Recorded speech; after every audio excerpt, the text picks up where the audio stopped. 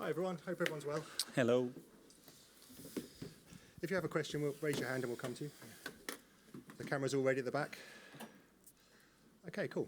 We'll kick off firstly with Alex from the BBC. Hi, Mikel. Hi. Jirian's just been in here and said the match tomorrow is a chance for you to change the narrative of the last couple of months following the injuries. Do you feel the same way? Well, it's a game that obviously brings a different energy. You know, it's a competition that puts everybody in their toes. We've done a lot already this season here, and now is the moment to start to make another strong steps in the direction that we want. So very excited for the game. John from the Mirror. Hello, Mikel. When you look at this competition this year, do you feel it's quite an open competition? How do you view it? There's quite a few teams that would class themselves as as potential winners. Do you put yourself amongst those teams? I think in the group stage, because it was different, I could see it very open. Now I see it very close because I just see one opponent, which is PSV and tomorrow's game, and that's it. But in the first stage, I think it's been very, very different. And what do you think about the tennis format, if you like? Because you can map your path to the final, can't you? Do you like that? Does that scare you? Do you not get intimidated? How do you see it? I mean, the reality is, me personally as a coach, I just look at what is ahead. And what is ahead is a team that has eliminated a team like Juventus with a history. So I know the difficulty. We played against them a lot in recent years, and we know the difficulty of the match. Just go to Ian from the Mail here. Hi, Mikel. You obviously have complete confidence in your team, unless you wouldn't be sitting where you're sitting. How do you persuade your players, the players that are available to you now, that they are capable of doing the things that the group you had available to you 6 weeks ago was doing? Because you can't hide from the fact you were missing very, very big players. How do you get that belief from your mind into the mind of your players? Well, trying to explain how we're going to do it and why we do things, and they try to deliver that in the best possible way. In the last two results, it's been very different in terms of performance as well. Not getting the result that we want, but certainly being better, especially in the last game than the opposition. And the fact that we have still gears, even with the players that we have, some other gears to take the game to a different level. When it comes to that stage, it's about lifting the level and the standards. Every individual has to be at their best, and when we do that with the team that we have and the connection that we have between us, we are a really strong team. And do you have to lift your levels as well to help a team recover from a couple of results which you can't get away from the fact they must have been utterly devastating, really, 1 point from 2 league games where you would have expected to get 6? Yeah, but what is expected and the reality is very different many times, you know, and it's part of our job, you know. The moment that you have a result is hurting, but it has to last 24 hours because then you have to move on and you have to face the next game and the preparation, and you cannot get away from that. That's a big quality of a coach or any player at this level, because in 3 days' time you're going to have another match, and emotionally and physically you have to be ready for it. So you over all that now, and you believe your players are over all of that? We cannot change it, certainly. We have to learn from it, and we have to take that into the next game. And that's it. It's a lot of things that we have learned this season in Champions League about ourselves.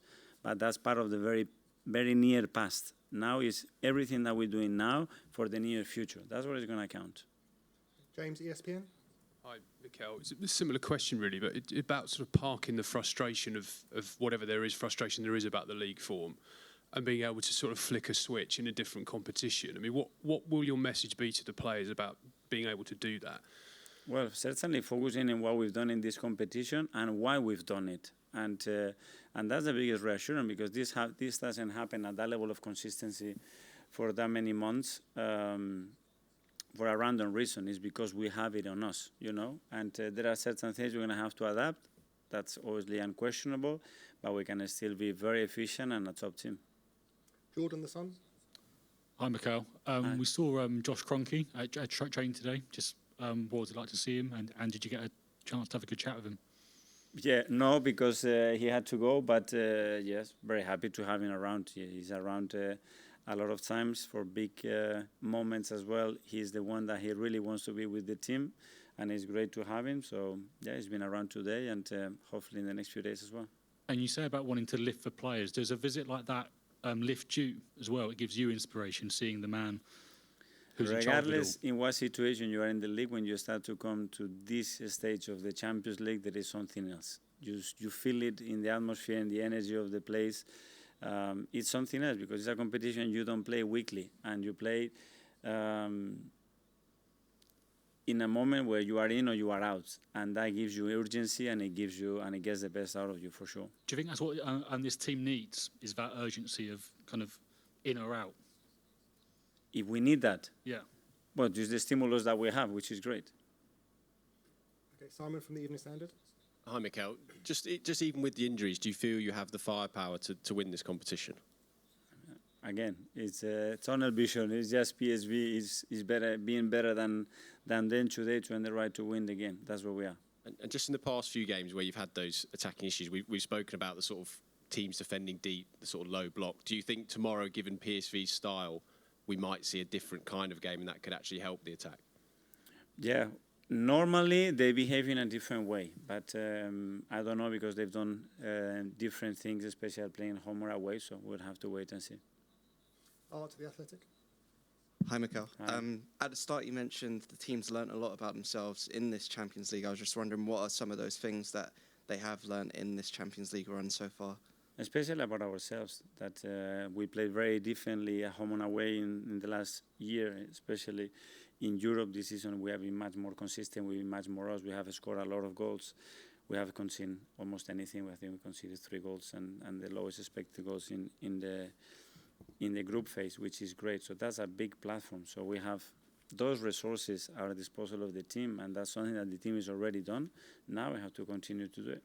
And just on Simon's point with low blocks that you face sometimes in the Premier League, I was wondering, so sometimes I think you've mentioned obviously the aims to have the ball in the opponent's half for, I guess, most of the game, but would that lead to teams then playing more low blocks against your team, if that makes sense? Sometimes not a choice, and as well against Forest, for example, we lost a lot of opportunities where we could have run because we didn't execute well enough, and that's moments as well when the teams are disorganized, but when we are organized as well, we have faced a lot of them. We have won, I think, every game against back five, for example, which the other day they behaved like that in a different way because the winger was dropping. We are so used to that. It's about execution after that. Okay, Tom, Football London here. Hi, Mikel. You had a rare weekend off this weekend. Could you just give a little insight about how you used the extra time between midweek games? Sorry? Could you just give a little insight about how you use that time, because you rarely have a weekend off? Yeah. How did you use it as effectively as you could? Well, because of the schedule that we had, give some players, most of the players, some time off as well after the last game that we had, and then lead the preparation that we normally do. It's true that we have more time, so we focus a lot of things on us as well, and not having to do just game plans and very short training session related to what's going to happen in the game. So that was very useful. Ed Guardian. Hi, Mikel. You've obviously been here the last couple of seasons. How important is it for you to try and come away tomorrow with a positive result, i.e., not losing, feeling confident you can take PSV home and over to and win at home? Yeah, well, you're playing 2 games. You certainly know that, and everything starts tomorrow. And tomorrow, the more we are us, and the more we play with the intention to dominate the game, to be better than them and win it, the better the result will be, I'm sure. Okay, gentleman here. Yep. Hi, Dutch Television, ESPN Netherlands. I think you did analyze PSV. You saw the results the last couple of weeks. What do you make of that?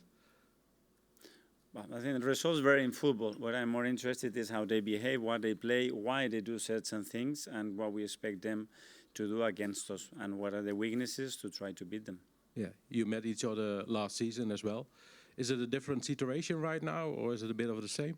Every situation is different. A year in football is What are the difference right now? It's a long time, and the context has changed. They have other players as well. We have other players as well. Momentums are different. We played a competition in that moment where we were already qualified. They weren't, and now it's a tie that's going to decide who is through. So it is very different. Okay, we've got the last 2 now. Firstly, we'll go to Phil at the back there from PA. Hi, Mikel. Just Hi. in terms of if you manage to get Arsenal through to the last day of the Champions League. Given the troubles that you guys have had this year, would that rank as one of your best achievements as Arsenal manager? The achievement is to see the team that we all want to see tomorrow being better than the opposition and winning the game, and don't take it any further than that. Okay, and finally into Richard from the Independent. Hi Mikel. You talked about the defensive record in the group stages earlier. I mean, given the lack of some of your forwards at the moment, is it even more important that you do keep clean sheets now in the knockout stages? Well, that's for sure, but for any team, I think when you look at the history of the teams that have been very successful, the defensive record is critical. And then we have shown the capacity to score a lot of goals in the competition. Obviously, now the circumstances are different, but the team still has a lot of resources to do that. Okay, everyone? Yeah, Thanks thank you, very guys. much. Thank you.